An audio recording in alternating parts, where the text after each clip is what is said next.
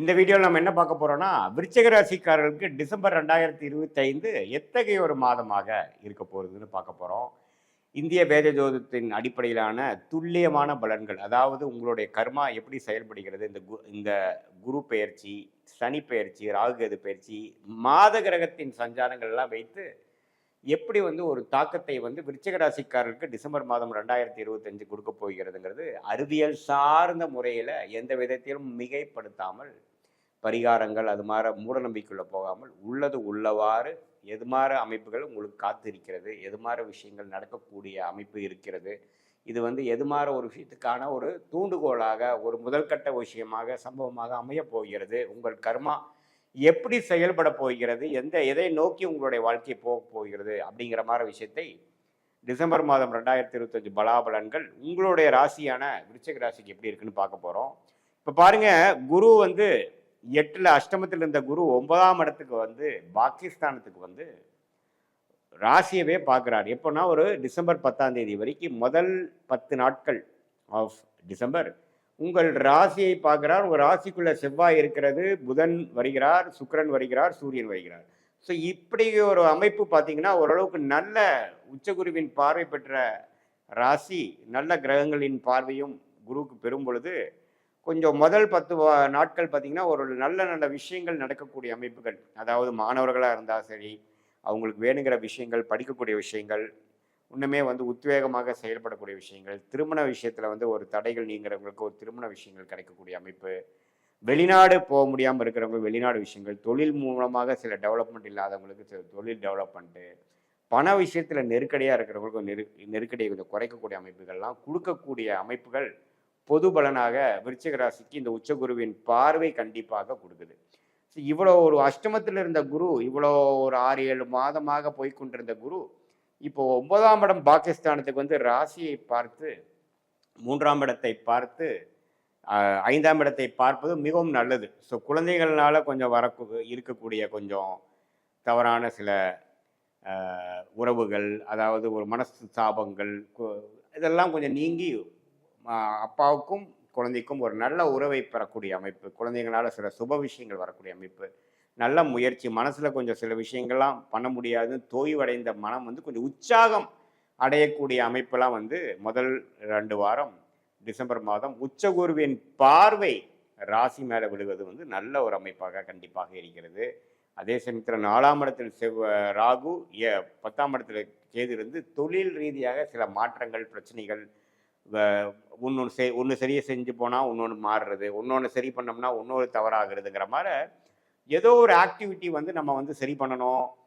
Fire ஃபைட்டிங்னு சொல்லுவாங்க. ஏதோ ஒன்று சரி பண்ணி பிரச்சனையை பார்த்துட்டு பிரச்சனையை எப்படி சால்வ் பண்ணுறதுங்கிறதுக்கு மண்டையை உடைக்கக்கூடிய அமைப்புகள் கண்டிப்பாக தொடர்ந்து தான் இருக்குமே ஒழிய, ஆனால் அதில் இதுவரை நீங்கள் சோர்வாக செஞ்சுட்டு இருந்தது கொஞ்சம் உத்வேகமாக செய்யக்கூடிய அமைப்புகள் முதல் 2 வீக்ஸ் கிடைக்குதுங்க. அதுக்கப்புறம் பார்த்தீங்கன்னா குருவின் பார்வை ராசியிலிருந்து விலகி 12ஆம் இடத்துக்கு வரும்பொழுது சில வெளிநாடு, வெளிமாநிலம் டிராவலிங், சுப செலவுகள், நிறைய செலவுகள் ஃபேமிலிக்காக, குழந்தைகளுக்காக செலவுக்கு, அவங்களுடைய படிப்பு விஷயத்துக்காக, அவங்களுடைய என்னோட விஷயங்கள் இருக்கோ அதுக்கெல்லாம் நம்ம செலவு பண்ண வேண்டிய விஷயங்கள்லாம் கொஞ்சம் அதிகமாக வருது.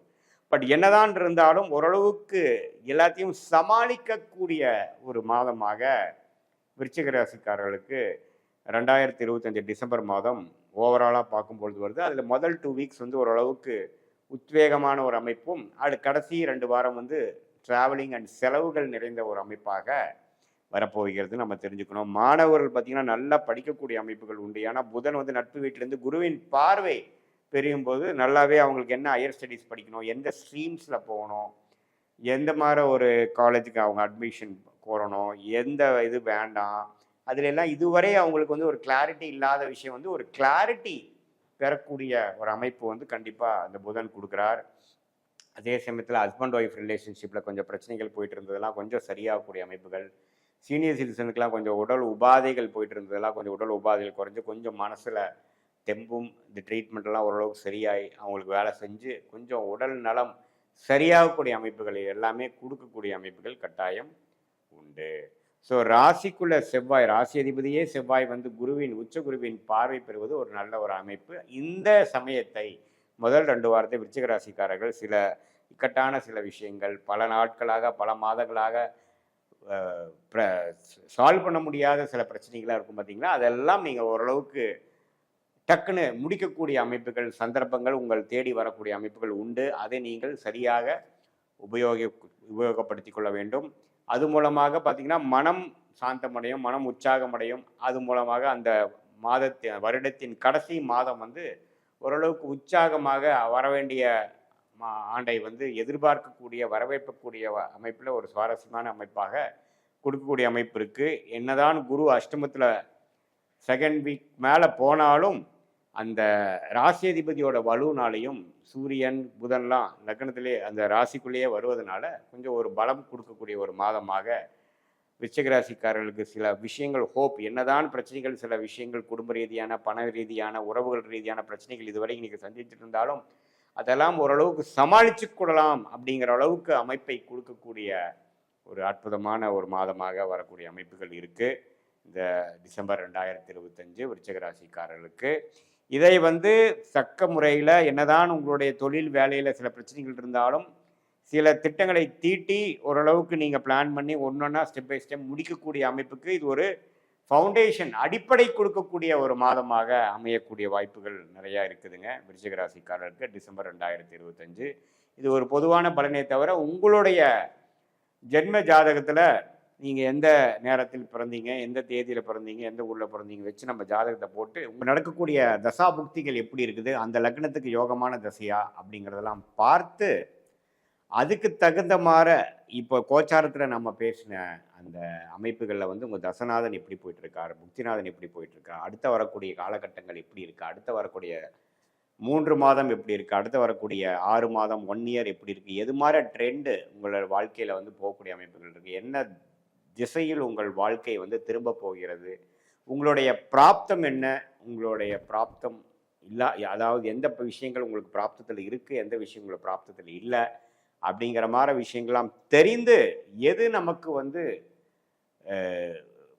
பண்ணக்கூடிய விஷயமாக இருக்கிறதோ அதை மட்டும் நம்ம செயல்பட்டு மற்ற விஷயங்கள்லாம் நம்ம வந்து தேவையற்ற விஷயங்களை வந்து தவிர்த்துமே. ஆனால் எளிதில் பார்த்திங்கன்னா எந்த ஒரு எதிர்நீச்சல் போடாமல் சமய விரயங்கள்,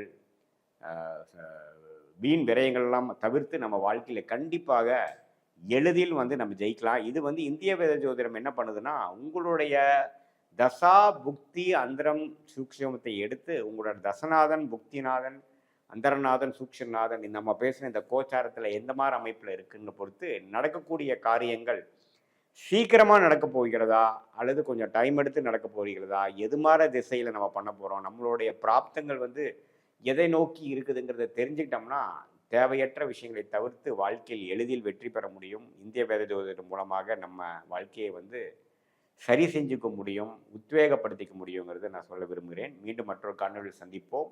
நன்றி, வணக்கம்.